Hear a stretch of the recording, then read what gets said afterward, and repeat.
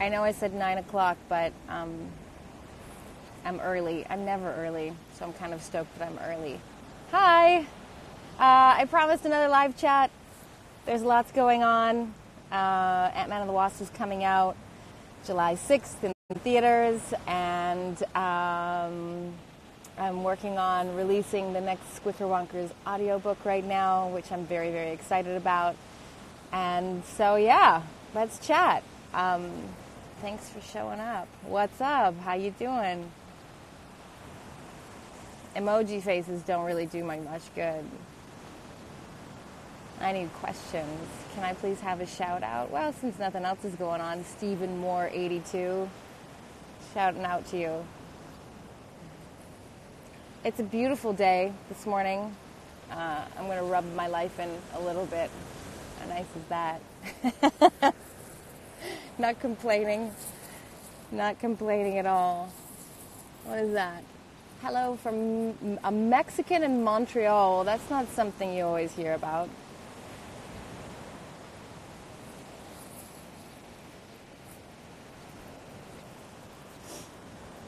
So how many of you guys out there have actually read the first Squickerwonkers book and know what it is? Or have seen the first Ant-Man movie and know what it is?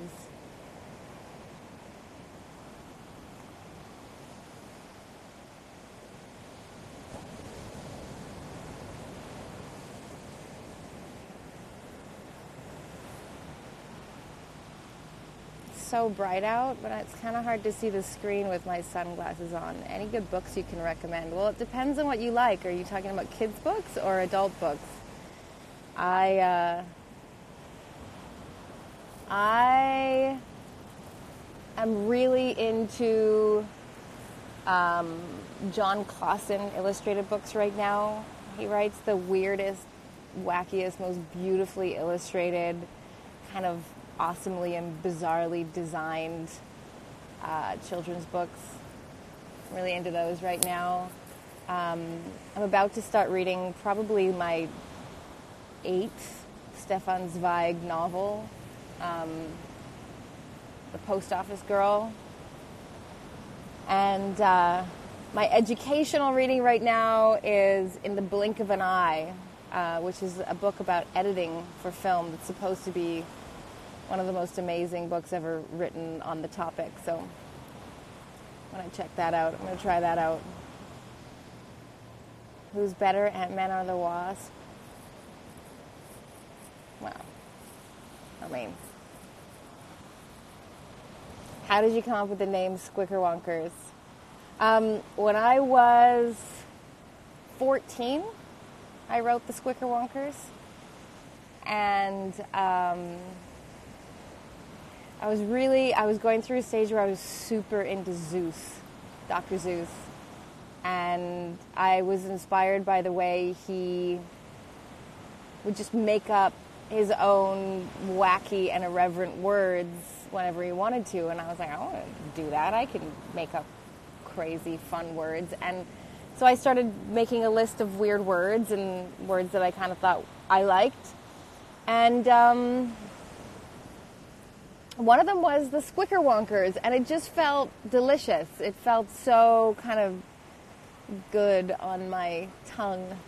I liked it, and so I stuck with it, and I wrote a poem about it, and it became a poem that got adapted 20 years later into the series that I am trying to release. Oh my God, I'm such an idiot. I just realized my battery's gonna die. Damn it. I broke my charger 2 nights ago, and God, I've been so irresponsible about charging my gosh darn it, damn it. So I don't know how long this is going to last. I've got 20% battery, but we'll make the best of it while we're here. Who is better, Hulk or Ant-Man? That's a toss-up right there, because those are 2 of my faves. Yeah, definitely 2 of my favorites. Hulk, Ant-Man, Spider-Man's right up there too. I think I like the silly guys, or, yeah, I don't know. But that's a pretty tough call.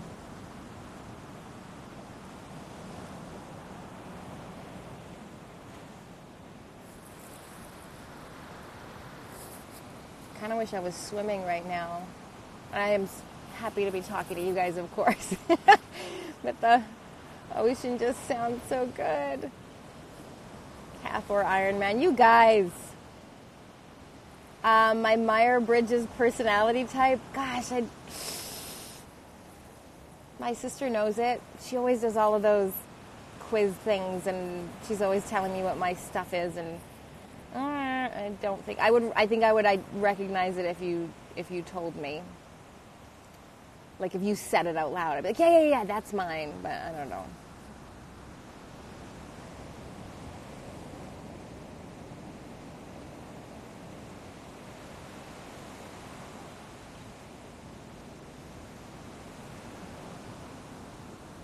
Yeah, nice. ESFP is not it. Nice ESFP. So I think I'm I think I'm an I. I think I start with I. I think SN is in there. I don't know. Try again. What squicker matches my mood today?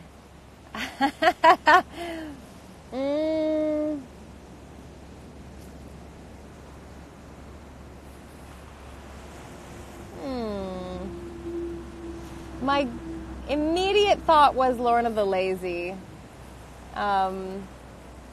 It's Thursday. The week's almost out.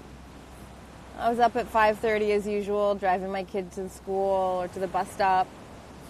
And I've had a great week, but, I'm always tired at the end of the week. So, Lorna the Lazy. What are your guys' favorite Squicker Wonkers? If you know the Squicker Wonkers, tell me what your favorite is. I'm always so curious because I have my favorites.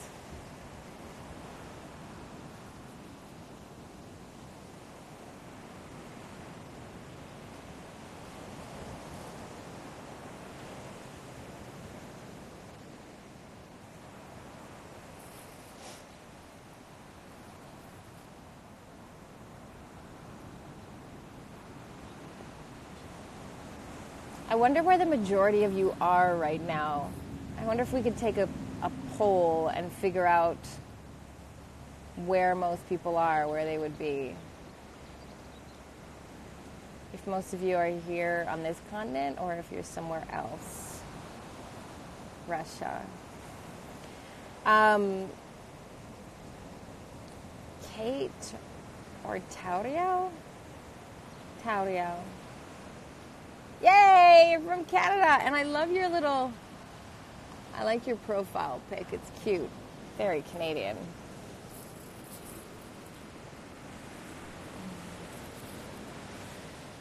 Tauriel, but, right now I was thinking as I was setting up this morning, I was setting up, coming to the beach. I was like, oh, people are going to be making all kinds of Kate Austin references with being here on the beach.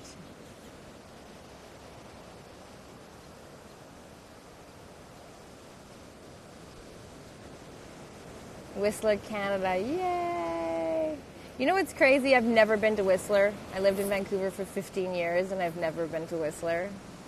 I always wanted to avoid the crowds, so I would go to Manning or, other places that were a little more off the beaten path. You miss growing up on the beach. Man, I did not grow up on the beach. I am so not a beach girl. I grew up on the prairies and then in the mountains. So it's not my thing. I've learned how to appreciate the beach, but I'm definitely not a beach person. Spain.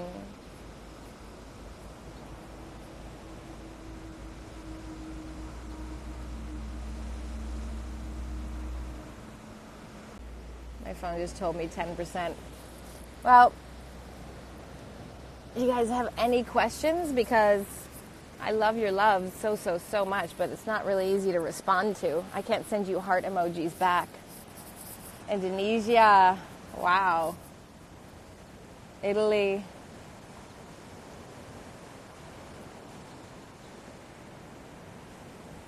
Czech Republic. We got people all over the place.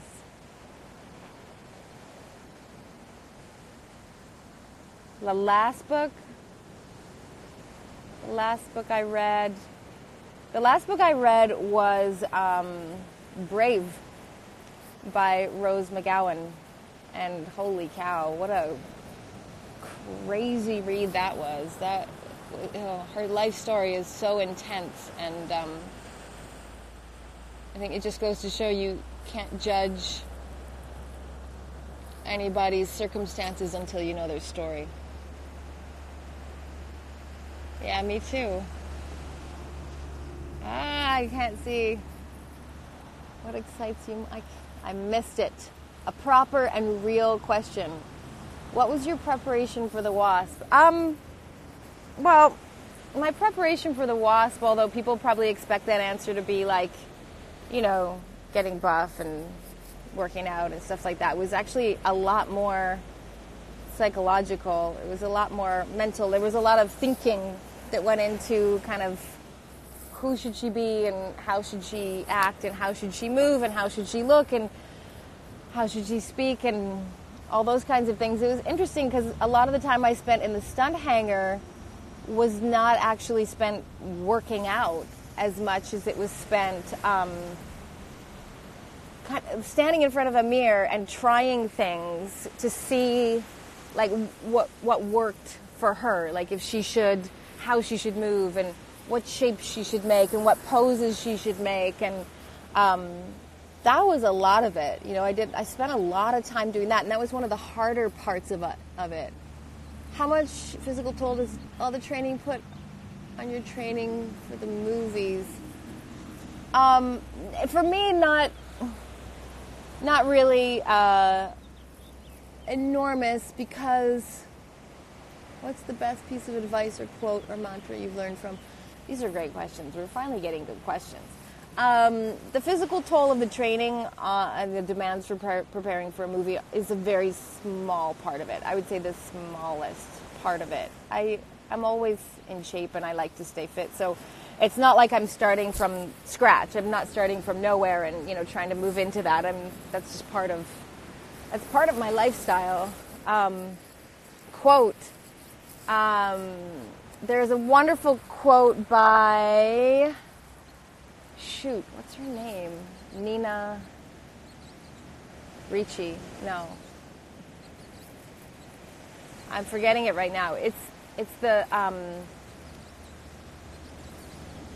thumbnail picture on my Pinterest page, and it says, I love the woman that I love the woman that I've become because I worked hard to become her. And I read that quote years ago, and I think it really struck home for me that if you really strive to be the best person you can be, and if you really do work hard at being the best woman or the best man that you know how to be, then the least you can do is love that person, even in all of their flaws, because you've worked really hard to become that person. And of course, you're going to keep working hard to become another person and a better person and, keep going. It's not the end to say, oh, I love me and now I'm done. I don't need to grow anymore. But it's acknowledging the work that's gone in already and where you're at today, and respecting that. What was my favorite episode of Lost? The pilot. I mean, hands down, beyond a shadow of a doubt, the pilot. The pilot was so special. It was such a unique moment in television, and we were seeing something on TV that we now see all the time, and it feels really normal in hindsight. And kids who come to the show today will be like, what's the big deal? But back then, man, you'd never seen anything like that on TV. Nobody had ever spent $30 million on a pilot. It just didn't happen.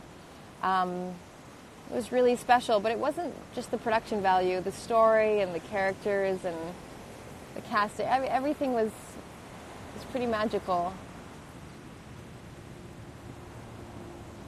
Are you gonna punch Ant-Man again? Oh, you have to go to the movie theaters on July 6th and find out. What's your favorite MCU movie? This is a little bit embarrassing to admit, but it's Ant-Man.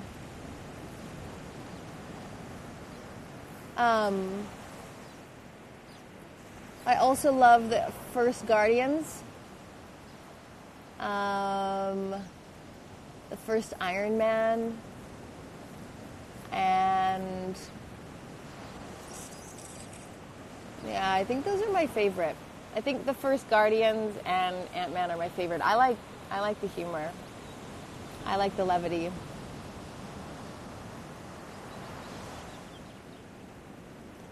Would you rather be surrounded by fake people who are always positive or honest people who can be unapologetically blunt?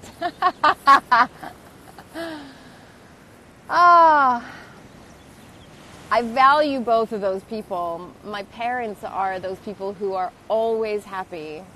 They're always up. They're always positive. They're always respectful and kind and gracious and they're of their generation. You know, you do what you're supposed to do, and that's part of it. And I really value and respect that so much. And I think we could probably use for a little more of that today. But that said, truth be told, I think the people who I tend to gravitate towards in real life are the people who are brutally blunt and honest.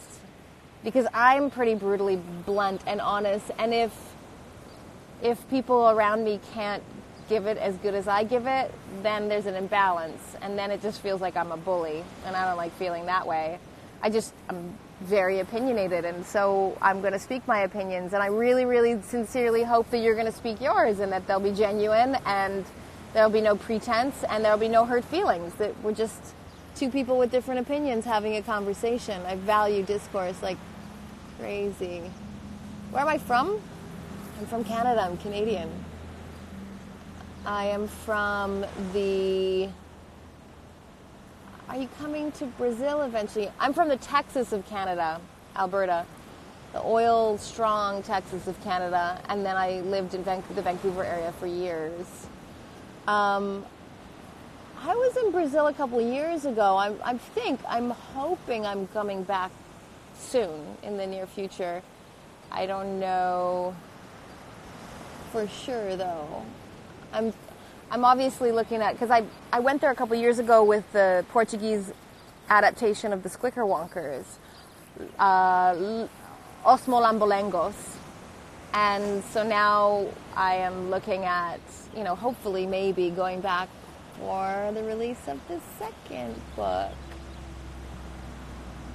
And to Argentina. I was in Argentina a few years ago as well, but I don't currently have plans to go back. I really loved Buenos Aires. It was beautiful. You're welcome for You're welcome. You're welcome. You're welcome. And thank you. Have you ever met Rachel McAdams? I have met Rachel McAdams. I've even gone for coffee with Rachel McAdams because she and I are fellow Canadians and we're about the same age, and I've always thought that woman and I would probably make fantastic friends. And so we met at an awards show or something like that. I can't remember. And I was like, hey, we should go for coffee. And she's like, groovy. And we did. And it was grand. She's a sweetheart, a total sweetheart.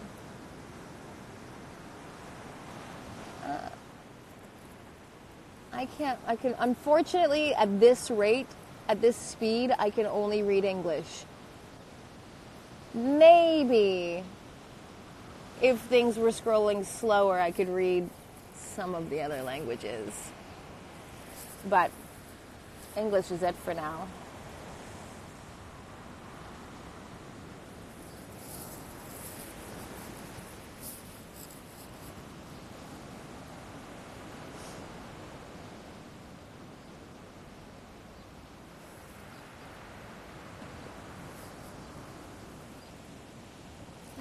Crazy exchange.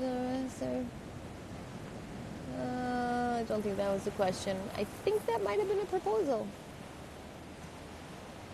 Would I ever do theater? Yes. I love being on stage. I don't actually like being on camera. I find it, I still to this day find it somewhat uncomfortable. It's not my favorite thing ever. But I have two little kids, and their world right now very much needs me in it. And theater is an enormous commitment that would take me away from them for very long periods of time, or would require that my whole family move somewhere like New York or London, where there's a beautiful theater scene. And so maybe one day I would love to. I really, really love being on stage. I love the kind of level of performance preparation that goes into theater. I wish there was more of that in film and television. I wish there was more long-term preparation where you work a piece with your co-stars over and over and over and over again until you start to let go of it as a piece and it just becomes a part of you. I find that's next to impossible by yourself. You have to do it with your co-stars, and in film and television generally co-stars just we don't do that together. When my kids get older, will I show them Lost? Yeah, probably. My 7-year-old has already watched Ant-Man, and he loves it. He loves Luis. He thinks he's hilarious. Of course, he is hilarious. I don't know. I figure my kids will probably end up watching most of the things that I do, because a lot of the stuff that I do is pretty kid-friendly. Lost, not so much, but it's tween-friendly. But, he might not be interested by then. What's my favorite Disney character? Pocahontas. Best friend from the Hobbit cast? I'm going to jump out and say Lee Pace. But that's scary, because there's lots of amazing friends from the Hobbit cast, and it's sort of weird picking one. But Lee and I are still very much in touch, and I adore him. Salam.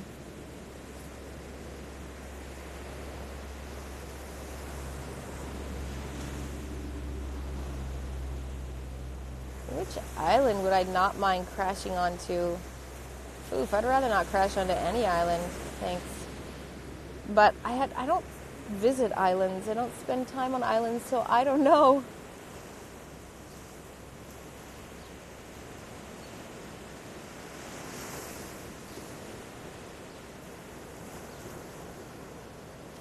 Sometimes they just jump. You're in the middle of reading a question and then wonk, it just jumps off the screen. Holy cow, that sun is getting bright now. All right, well, I'm down to 1% battery. I don't think it's going to last very much longer, and if I don't say goodbye properly now while I have battery, this is just going to die. It's just going to end in a very unceremonious way. So, thank you for coming and talking to me. Thank you to the over 1,000 some of you who went over to the Squicker Wonkers page and followed us. There's so much great stuff that's going to be coming out in the next little while, and I'm so excited to finally be giving you the rest of Selma's story, and then carrying on to give you the stories of all the other bizarre and kooky and creepy Squicker Wonkers. Go to the theaters July 6th. I start my press tour for Ant-Man and the Wasp in less than a month. In like 3 weeks, I'm going to already start my tour. And that means you guys will be seeing the movie so much sooner than you think. and I'm excited for you to see it. I'm excited to see it. I haven't seen it yet. So I can't tell you if it's good or bad. I have no idea. But hopefully it's amazing. And hopefully you guys love The Wasp. And hopefully it's something I'm proud of. I'm sure it will be. I am in Peyton Reed's hands and I trust him. And he killed it on the first film, so hopefully he kills it again. You guys are groovy. You're great fans. All my love. Aloha.